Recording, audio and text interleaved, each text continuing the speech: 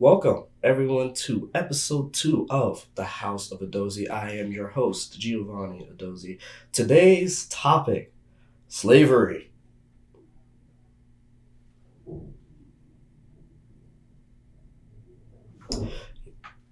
Now that I've let you to gather into groups of 3 and discuss, one of my lovely followers that I know all too well, yeah, you know who you are, has asked me to discuss this topic, and I have no problem doing so. Some people like to make jokes about it, some people take it very seriously, and I understand. It's a very touchy topic. It's a time in American history that is just really vulgar, I should say, very vulgar, but also there's a lot that we can learn from it. Luckily for me, as a college student, I am taking U.S. history the spring semester. I'm learning quite a lot. I did take AP U.S. history in high school, my junior year, and there's a few things I remember from it. Um, Love my teacher, by the way. That was some great times that I had there, and all my peers in that class. If you guys notice my voice, I have been a little bit under the weather as of recently. So yeah, I will cough and sneeze. Hopefully my editor can take most of those parts out. But as for the topic, slavery is it's not good. Yeah, I could say that. Well, one thing that can be said is that we should never go back to it. Now, out of everything that I know, I'm just gonna go on a good rant here. Out of all that I know, slaves should be free. Yes, I said slaves should be free. See, I'm black. I can say that. I will not be cursing on this podcast. I, I'm a man of God. I This is also very family friendly, so I try and keep it as family friendly as possible. Yes. So let's get into this discussion. So in the I would say I would say the late 1800s. No, I feel like I'm so wrong there. When did slavery begin? Let's see. Google. How's my friend doing? Slavery start.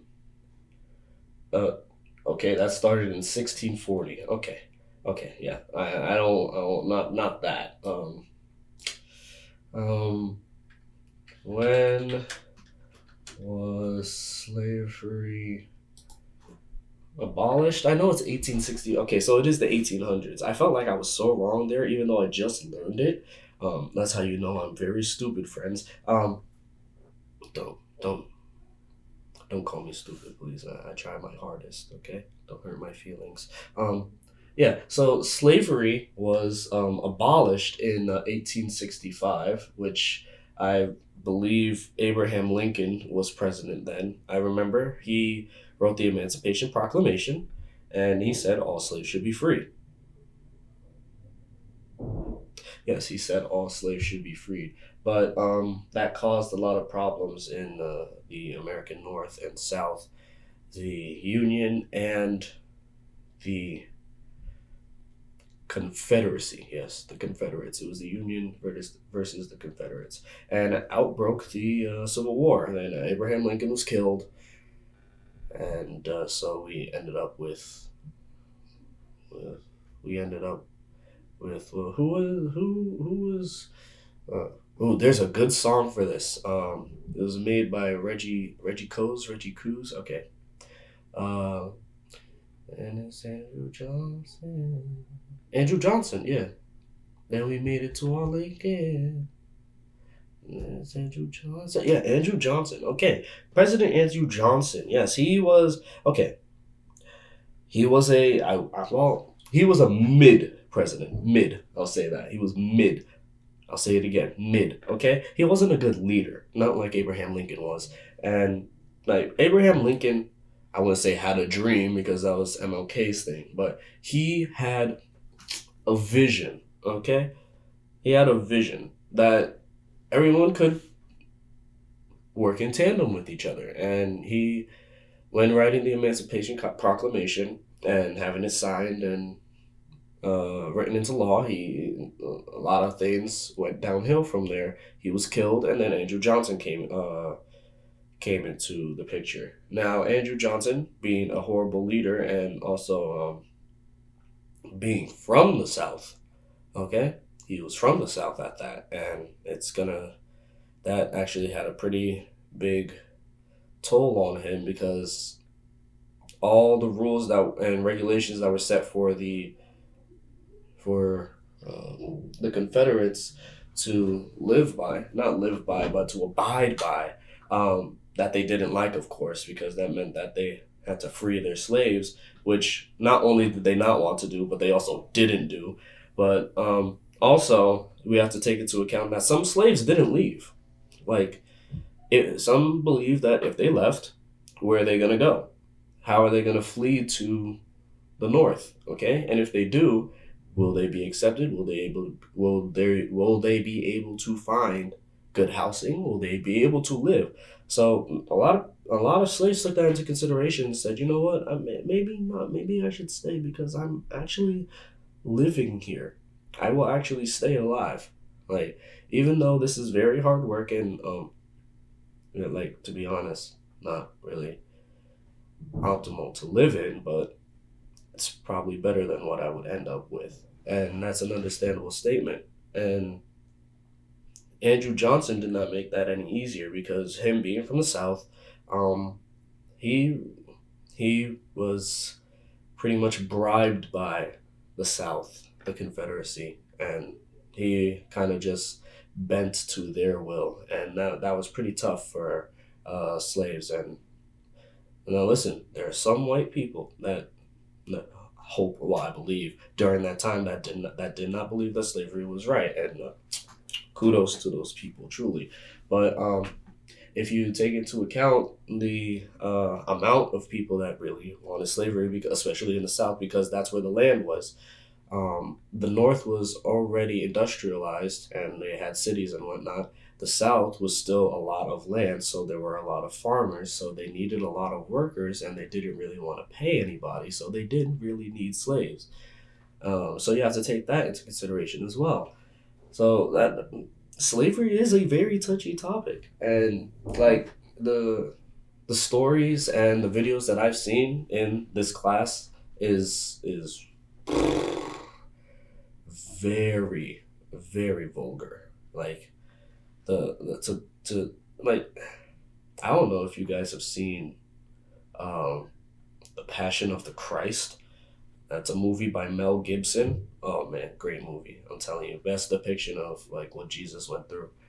Best depiction ever that I've ever seen. Like down to the very just perfect in every way, down to the last. Like you guys know what I'm saying. It was just that good, and like he was just missing one thing, but let's not talk about it.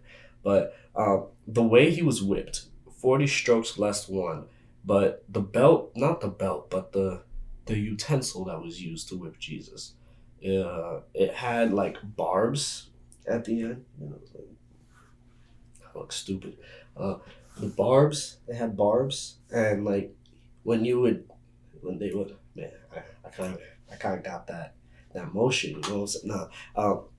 No, it had barbs, and like when it would latch on to your back, okay? It would latch onto it, and then when they pull it away, it takes your skin with it. It takes your skin and dermis and epidermis and synovial fluid, you know? It takes that out.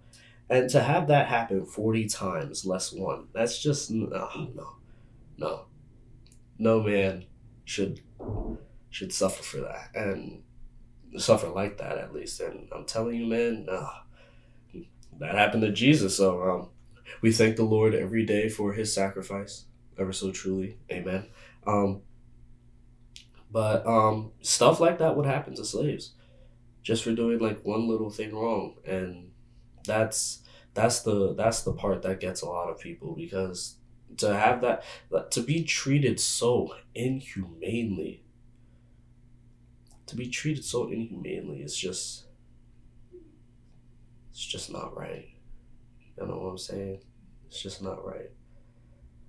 But then fast forward a couple hundred years, and yeah, we still have racism even today. But fast forward a couple hundred years, and we're at the civil rights movement. MLK, Malcolm X, all those civil rights activists.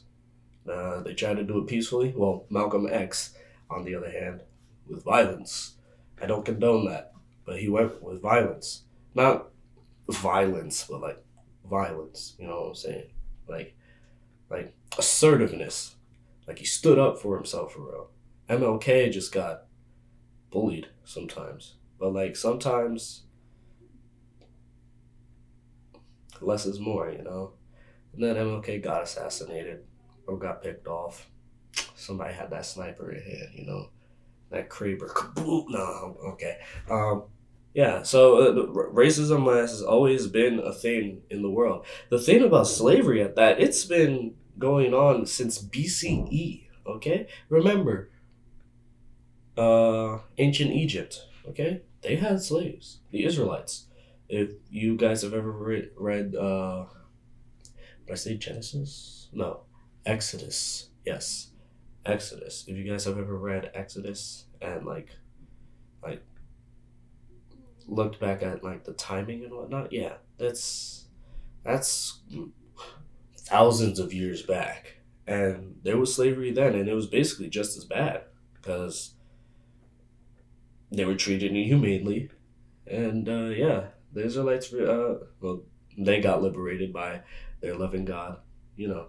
So stuff like that has always happened, and it'll probably be like that for, well, we won't have slavery anymore, but racism, in fact, because racism isn't just fueled by skin color. See, I was talking with my friend one time.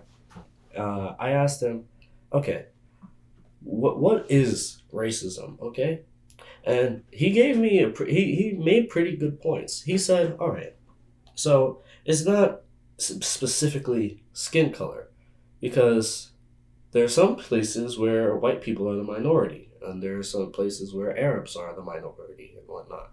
And it's the minority that gets picked on because they are less fortunate and they really don't have that much to their name. So, to be honest, racism isn't only depicted by skin color, it's depicted by, uh, what did he say? I believe he said skin color is one of them, but,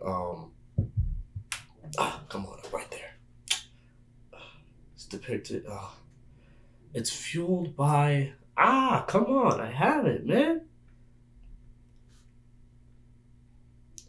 Economic status, social status, and what you do for the community. That's what it's fueled by.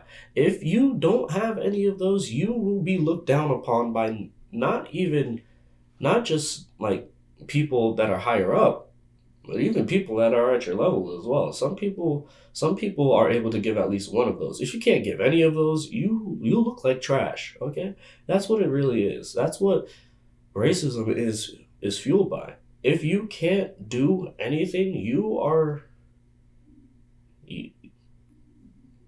looked down upon. And then when you have a group of certain people that are basically known for that kind of, not movement, but that kind of status in life, that race will end up being looked down upon. That's the point that my friend made, and it made sense because that's kind of what it is.